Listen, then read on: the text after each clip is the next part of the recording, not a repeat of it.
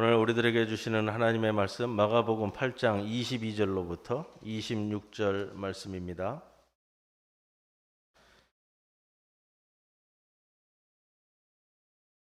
벳세다의 이름에 사람들이 맹인 한 사람을 데리고 예수께 나와 손 대시기를 구하거늘 예수께서 맹인의 손을 붙잡으시고 마을 밖으로 데리고 나가사 눈에 침을 뱉으시며 그에게 안수하시고 무엇이 보이느냐 물으시니 쳐다보며 이르되 사람들이 보이나이다. 나무 같은 것들이 걸어가는 것을 보나이다 하거늘 이에 그 눈에 다시 안수하심에 그가 주목하여 보더니 나와서 모든 것을 밝히 보는지라.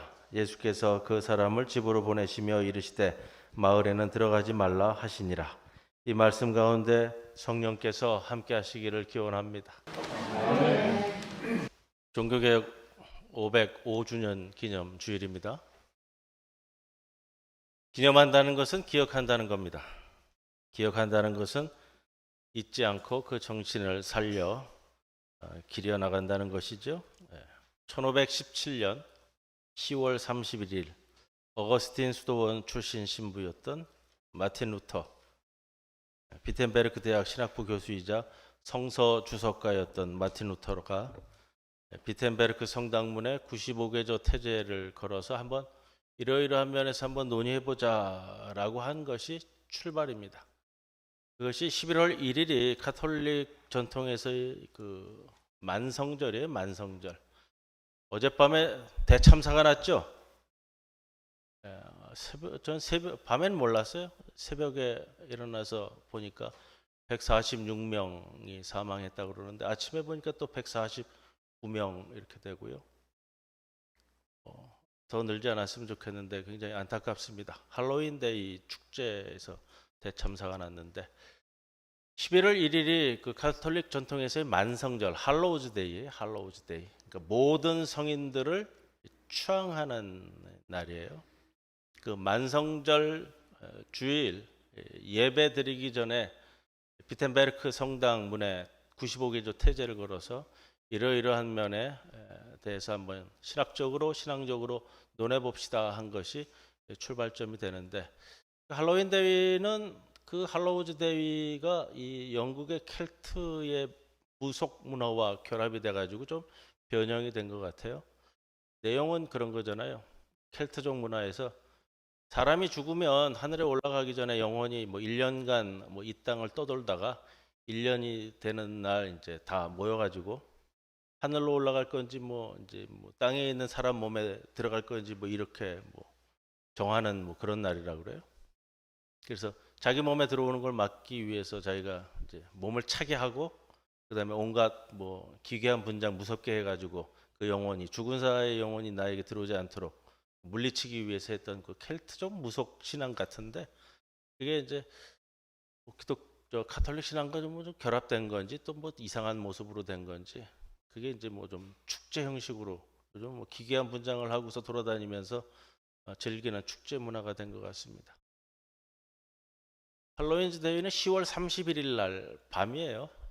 할로우즈 데이가 만성절이 11월 1일이기 때문에 안타깝습니다. 어제 뭐 서울에 자녀분들 계신 분들은 걱정하지 않으셨나 모르겠어요. 그래도 뭐 다른 얘기 안 하시는 거 보니까 우리 청년들은 다 잘 지내는구나라고 생각을 하고요. 혹시 제가 서울에 있었으면 제가 가지 않았을까 그런 생각도 좀 해봅니다. 자, 뭐 우스갯소리로 했고요. 종교개혁 생일이라고 얘기하는 날짜로 볼 수 있고요. 10월 31일이. 그래서 10월 31일 가장 가까운 주일을 종교개혁 기념주일로 우리가 지킵니다. 개신교회에서는 개신교회의 출발일이다 이렇게 얘기할 수 있는 생일과 같은 날짜가 이날이 아닐까 말씀을 드립니다. 마틴 루터, 그 자수성가한 아버지 밑에서 크면서 아버지가 아들을 좀 잘 키우기를 원했어요. 요즘도 그렇겠지만 그래서 이 마틴 루터를 법학 공부를 시키고자 해서 법학 대학에 진학을 시켰는데, 법률을 공부하면서 급작스러운 친구의 죽음이 영향을 미쳐서 수도원에 들어가 수도사가 되게 됩니다. 그것 때문에 아버지와의 갈등이 굉장히 많았습니다. 우리가 5년 전에 종교개혁 500주년 기념의 해에는 전교인 수련회 하면서 루터에 대한 영화도 함께 나눴습니다. 수도 생활을 하면서 고뇌에 찬 문제가 있었어요. 죄에 대한 문제, 죄에 대한 문제. 아무리 회개를 해도 죄가 없어지지 않았다. 성당의 계단을 무릎을 꿇고 다 올라가면서 무릎에 피가 나는 고행의 기도를 해도 죄가 사라지지 않았다. 오히려 회개하면 회개할수록 자신의 죄가 더 분명하게 다가오는 것이었다. 하나님께 가까이 가면 가까이 간다고 여겨질수록 루터가 그의 죄가 더 무거워지고 있음을 알았다. 이것은 엄격한 중세 교리의 당연한 결과였던 것 같습니다. 수도하면 할수록, 회개하면 할수록 죄가 사해지고 없어지는 것이 아니라 오히려 더 커져가는 것. 그러던 중 루터가 오늘 우리가 함께 봉독한 시편 71편 2절을 묵상하게 됩니다. 주의 의로 나를 건지시며 나를 풀어주시며 주의 귀를 내게 기울이사 나를 구원해 주옵소서.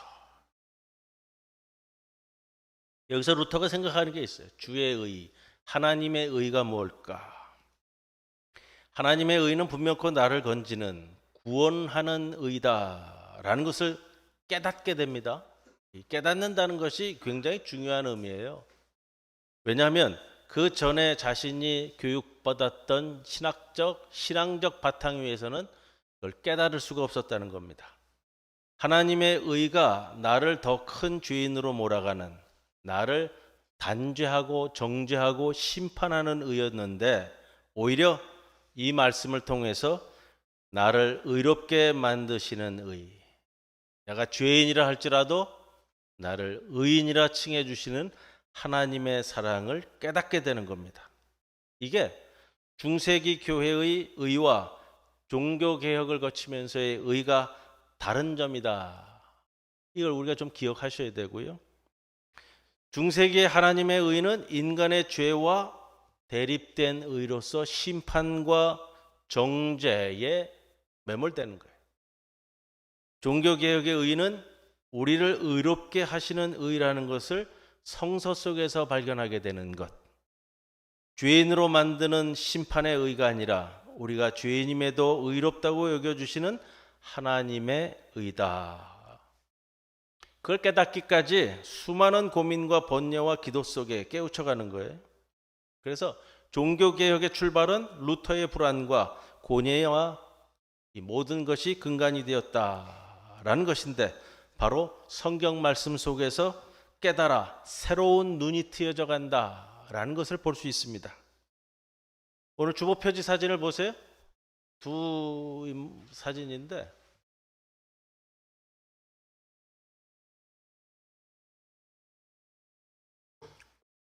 흑백으로 그려진 그림은요. 1520년대 그려진 수도사 루터를 그리고 있습니다. 오른쪽 사진을 보면요. 좀 변화가 많죠. 예. 1520년대에 그려진 이 초상화가 굉장히 루터를 잘 그리고 있다. 저는 그렇게 생각합니다. 수많은 고뇌와 기도와 금식과 노동 속에 초췌할 수밖에 없는 루터를 그대로 보여주는 것이고요. 오른쪽에 있는 사진은 우리 천권사님이 독일 다녀오면서 선물로 주신 기념품 그 사진인데 약간 살이 쪘어요. 통통해졌습니다. 후기로 갈수록 루터의 초상화가 이 볼에 살이 붙습니다.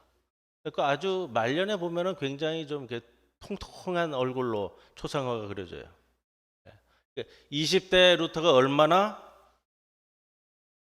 고뇌에 찬 얼굴을 가졌는지 하는 것을 우리가 생각해 볼 수 있습니다. 사람을 그렇게 만들기까지 본인의 고민이 많았다는 걸 볼 수 있는데 마틴 루터의 많은 공헌 중에 우리 신앙생활에 밀접하게 근간이 되는 세 가지를 좀 말씀을 드리고 오늘 본문을 드려보려고 합니다.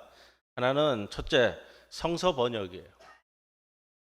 여러분들 우리가 이 성서 묵상, 성서 통독에 매진하자고 말씀을 드리는데 우리가 한 15분 정도 매년 마치고 있습니다.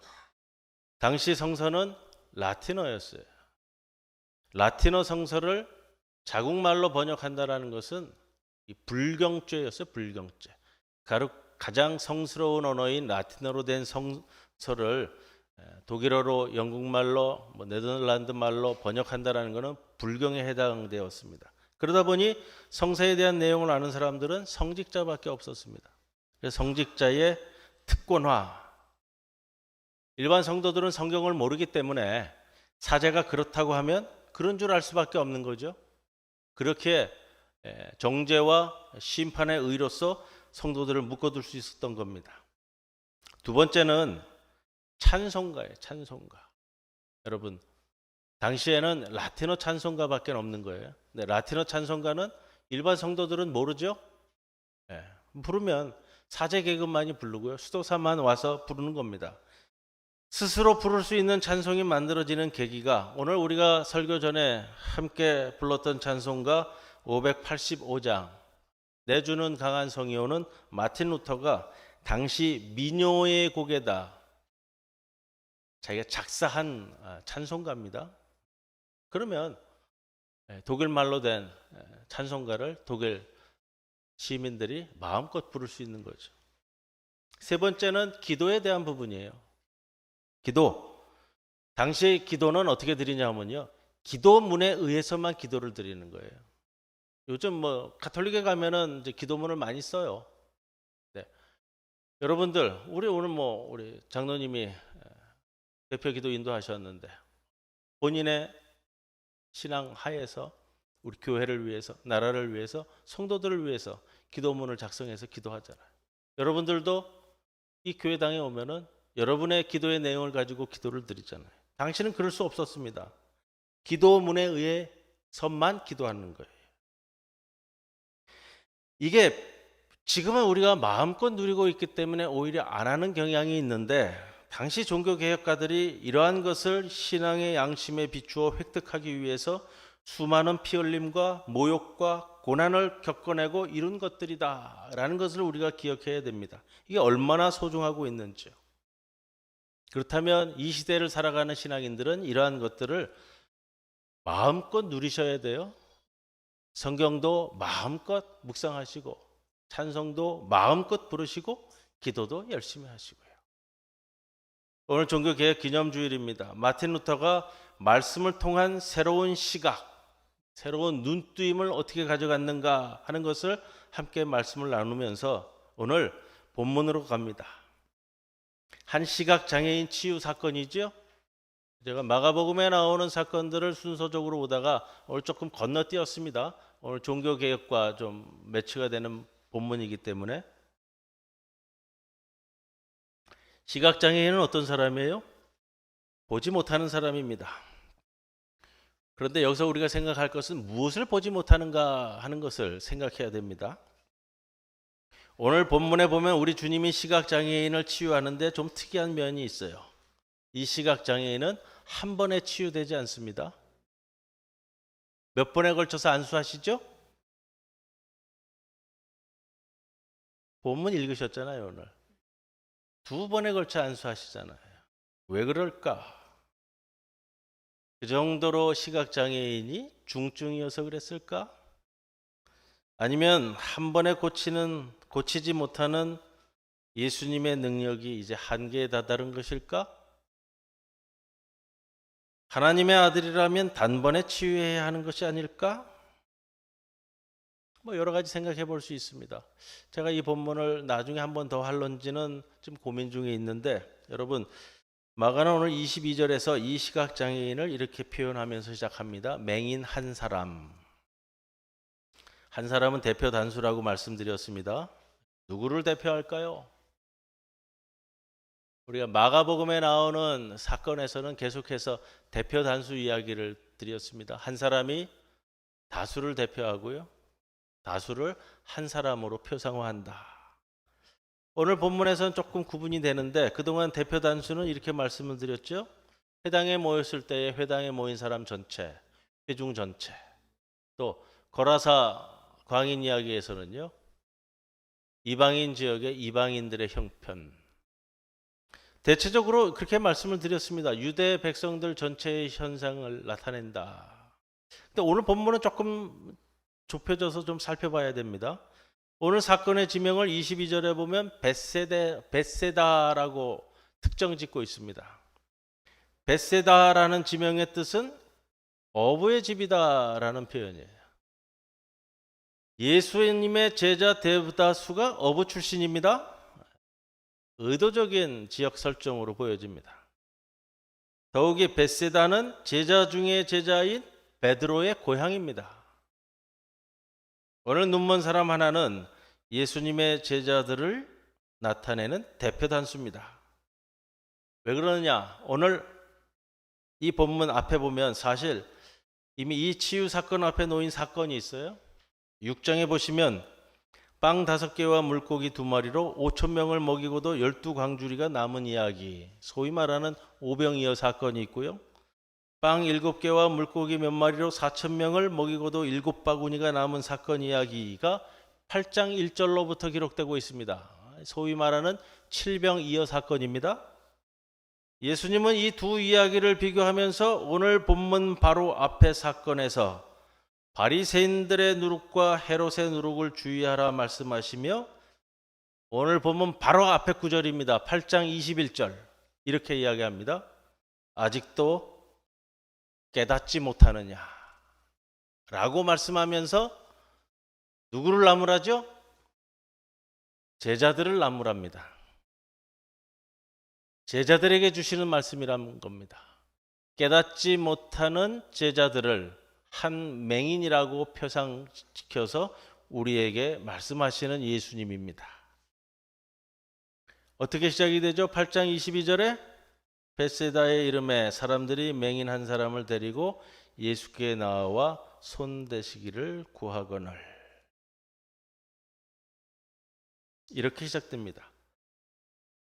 시각장애인을 치유하기 위해 23절 말씀을 보면 독특한 표현이 나옵니다. 마을 밖으로 데리고 갑니다.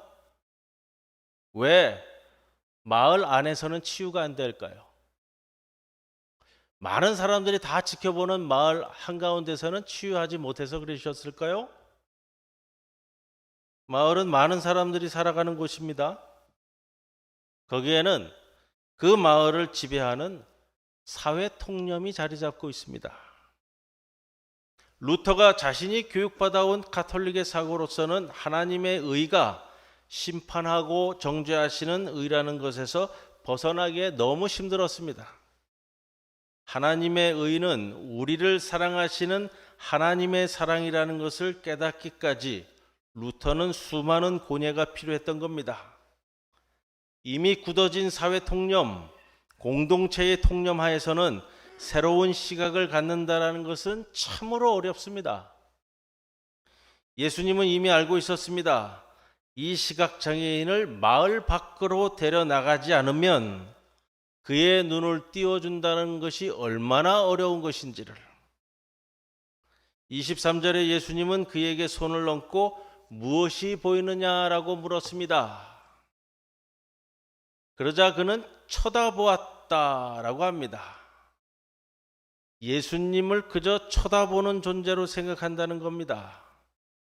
우리 개정판 말고 전 번역인 개역판 성경에 보면 오히려 이 표현을 더 알맞게 하고 있는 것 같습니다. 우러러 보았다라고 번역합니다. 위대한 예언자와 메시아를 추앙하듯 예수님을 우러러 본 것입니다. 우러러 보는 것, 이것이 가장 1단계의 눈뜨임입니다. 우러러 보는 그 존재 앞에서 자신의 소원을 기도하고 기대합니다. 오늘의 종교와 사회의 통념이 아닐까 생각해 봅니다. 그저 우러러 보며 구걸하고 환호하는 종교와 정치 아니겠습니까? 당시 유대인의 메시아 사상은 대망 사상입니다. 그 메시아가 와서 이스라엘을 로마의 지배로부터 구해줄 것이라고 여깁니다. 오늘날 우리나라의 정치도 크게 다르지 않는 것 같습니다. 내가 우러러 보는 지도자에 환호합니다. 모든 문제는 그가 해결해 줄 것이라고 믿습니다. 이 통념을 벗어나지 못하고 있다는 겁니다. 그래서 예수님은 마을 밖으로 이 시각 장애인을 데리고 나갑니다. 우러러봄이 통념인 마을을 벗어나야 치유될 수 있다는 겁니다. 그리고 예수님의 치유는 한 발 더 나아갑니다. 두 번째 치유가 이루어지죠. 점진적 치유라고 얘기합니다. 이 시각장애인은 주목하였다라고 이야기합니다. 두 번째 단계의 보다라는 말을 성서가 주목하였다라는 표현으로 쓰고 있습니다. 24절에 그저 쳐다보는, 우러러보는 단계에서 나아가 주목하였다라는 말인데, 원어적 의미로는 무엇을 통하여 본다라는 말입니다. 뚫어지듯 보았다라는 표현인데, 우리말로 적확한 표현을 찾아보면 꿰뚫어 보았다라고 표현하는 게 맞을 것 같습니다. 꿰뚫어 보게 되었다. 두 번째 치유 후에 이제 쳐다보는, 우러러보는 단계에서 세상을 꿰뚫어 보는 단계로 상승하는 것을 볼 수 있습니다. 그리고 25절 하반절에 나아서 모든 것을 밝히 보았다라고 표현합니다. 밝히 보았다.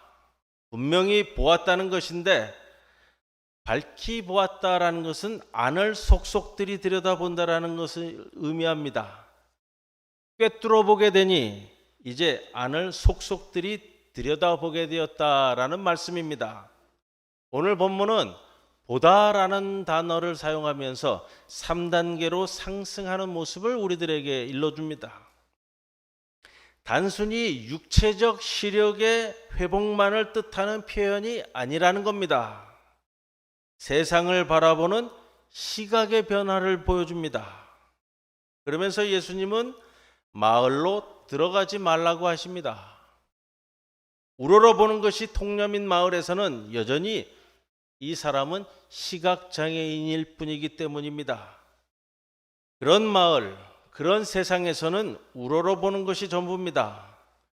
우러러보는 대상에게 목을 거는 겁니다. 그래서 그런 마을로는 들어가지 말라고 말하십니다. 사실 여러분, 우러러보기는 쉽습니다. 우러러보는 대상에게 다 맡기면 됩니다. 종교로 말하자면 이것이 우상숭배입니다. 우상숭배란 자기가 바라는 것을 우상에게 투사하는 겁니다. 자기가 할 일은 없습니다. 메시아에게 빌고 빌 뿐입니다. 구걸하는 신앙이라는 것입니다. 이것이 신앙의 통념입니다. 믿으시기 바랍니다 라는 말에 아멘만 하면 됩니다. 이것이 신앙의 통념이라는 겁니다. 예수님의 제자들이라는 사람들이 우러러보는 메시아 예수의 십자가에 구원의 목을 메고 있습니다. 구원도 그저 예수님의 십자가에 편승할 뿐입니다. 여전히 눈을 뜨지 못하고 있다는 겁니다. 그러나 꿰뚫어 보면 다릅니다. 우러러보면서 꿰뚫어 봄으로 눈이 뜨이면 안을 속속들이 들여다볼 수 있다는 겁니다. 모든 것을 밝히 보는 사람에게 예수님은 우러러보고 있는 예수님의 십자가만을 말씀하지 않습니다.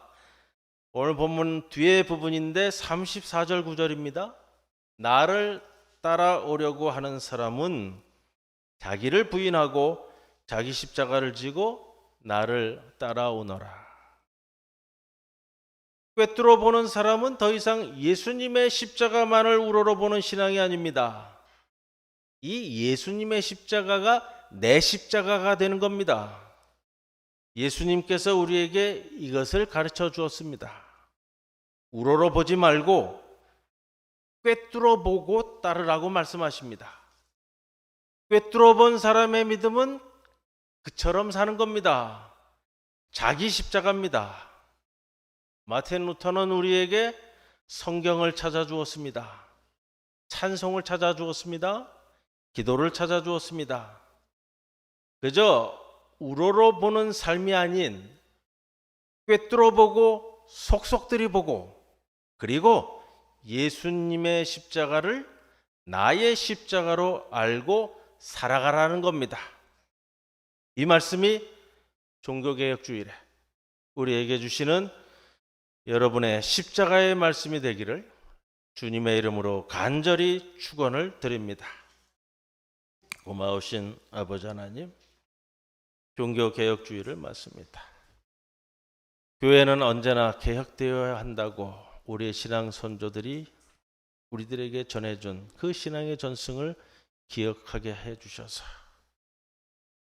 그저 이 세상을 우러러보고 말씀을 우러러보는 것이 아니라 꿰뚫어보고 속속들이 안을 살펴서 정말로 예수님의 십자가를 나의 십자가로 만들어 그 삶을 따라가는 주의 백성들이 되게 하옵소서.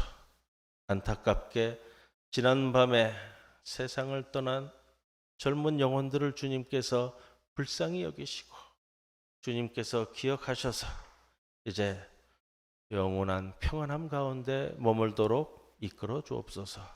모든 것 주님의 인도하심을 간구하오며 예수님의 이름으로 기도드리옵나이다. 아멘.